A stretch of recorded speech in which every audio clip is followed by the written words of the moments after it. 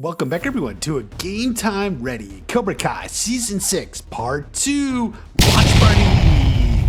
As the drop nears, we're getting some last hints at what is to come in the middle batch of the final season. So much of what has been said in the interviews have confirmed things I've been saying for a long time. Theories left and right, old and new, are being reinforced. Let's take a look. We're going to start with Ralph in the Collider interview. Look at what he had to say.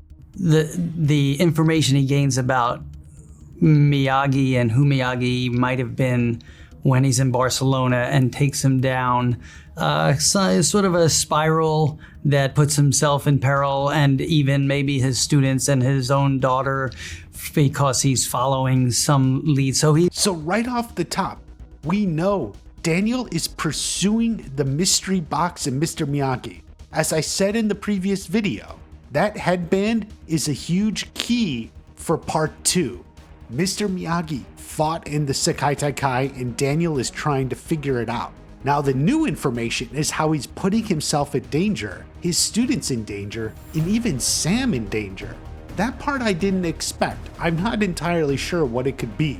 A lot of people will suspect it refers to Sam being attacked in the alleyway, but I actually think that's something different.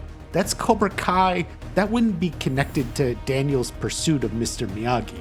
Remember, Daniel's pursuit of Mr. Miyagi involves the Iron Dragons, and we'll come back to that as well.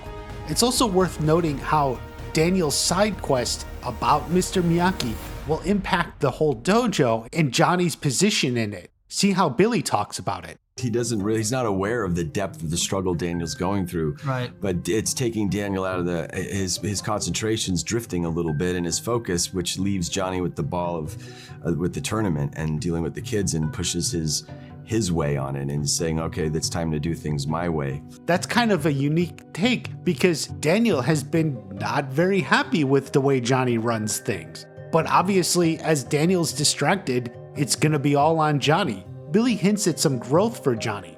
His way isn't going to be the only way. He's going to have to adapt and change, especially with such tough competition. It's going to be an evolving tactic throughout the tournament.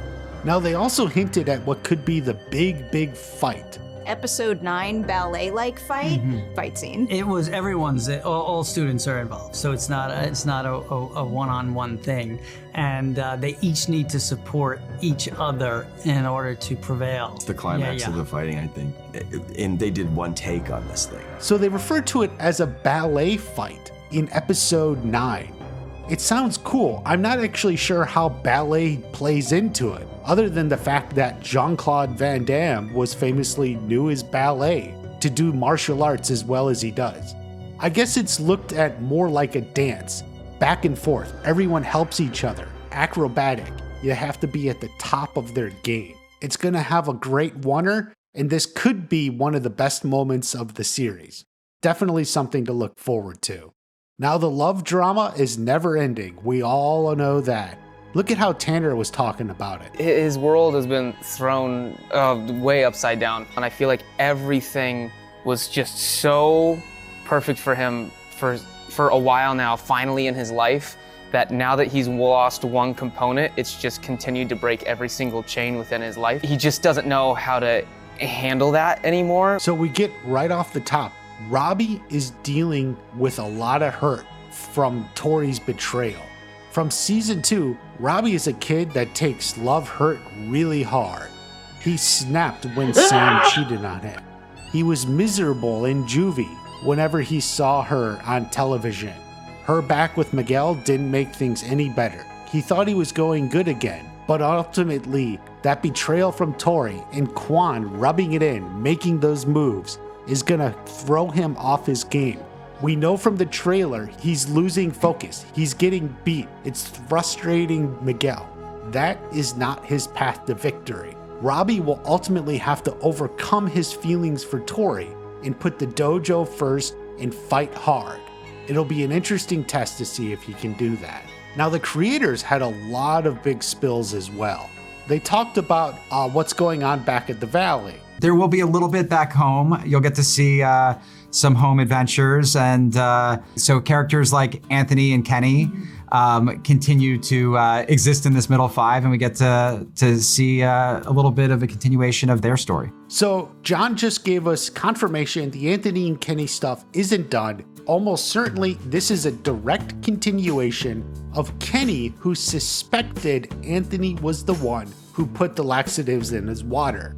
This is going to cause a lot of drama. I suspect it's probably episode 6, maybe episode 7 at the latest, but probably 6. Now, Anthony will be a little shocked at this because obviously he didn't do anything. He's unaware of any of it. At some point, this is what's going to lead to the realization that maybe together they will figure out that Da-Eun was the one who did it. Will she ultimately admit the truth? Possibly. We do know from multiple images, Kenny is ultimately at the Sekai Taikai fighting. Whether he's an alternate or they kick out Da-Eun, we don't know. But obviously that's something that's going to get resolved. And we also have Anthony at the watch party to watch the final matches. They will split up. Now, they don't really mention anything about Carmen. I suspect there will be some drama, something with the baby. It probably won't be a lot, maybe just a scene or two, but it's enough to keep it in the storyline and keep it going. Now, listen to how Hayden explains the Sekai Taikai. It's really the dojos that are competing against each other. Whoa, listen to that again. It's really the dojos that are competing against each other. That is exactly what I've been telling people for over 2 years. It's the dojos that are competing. Everyone always wonders who's going to win the Sekai Taikai. Will it be Robbie? Will it be Sam? Will it be Miguel? But the question always needed to be asked is what dojo will win? It's the whole dojo competing as a unit. Obviously, they're broken down into individual fighters, but each individual fighter works for the whole. The same way one player will score a run for a baseball team or score a goal in soccer, that's for the whole team. It's not for the individual player. The Sekai Taikai is the same way. The dojo wins as a whole or the dojo loses as a whole. That is one of the most important things to keep in mind as you're looking at all these fights. There's individuals, one-on-one, and other sort of matches, but they're ultimately fighting for the whole team, the whole dojo.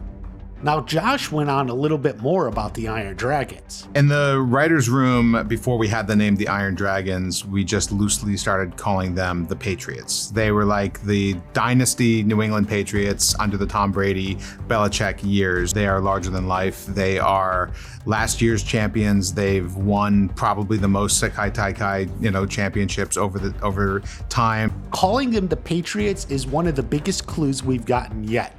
So we know they're the defending champions and they've been one of the top dojos for years. He also referred to them as an international dojo. They're based in Hong Kong, but they're an international team. It's the idea that they go out and they get the best fighters and they bring them into their dojo, and they are a team that's designed for world-class competition, and they're a team that brings home that trophy ruthlessly. That is the biggest key. I've been saying for a while now, Mr. Miyagi fought for the Iron Dragons. Some of you have even wondered, why would he fight for a dojo in Hong Kong when he's a Japanese man living in America? But you see, they're an international dojo, and as an international dojo, they would take anyone who's the best. And back in the 40s, that would have been Mr. Miyagi. He easily makes team captain. Now, one possibility, I suspect, is maybe Mr. Miyagi was the first international fighter for the Iron Dragons, and he's actually the one that started their tradition of just getting the best fighters anywhere in the world. I like that theory. I originally mentioned it on the podcast. So Mr. Miyagi, in a way, is actually the reason the Iron Dragons became the top dojo in the world. He started that tradition by being their first international captain. So there's a lot to come in Cobra Kai Season 6 Part 2. Make sure you subscribe. I'm going to be counting down. We're going to have videos leading up to it and a lot of analysis once it drops. You don't want to miss anything. Check out the new merch and have a great day. I'll see you at the next watch party.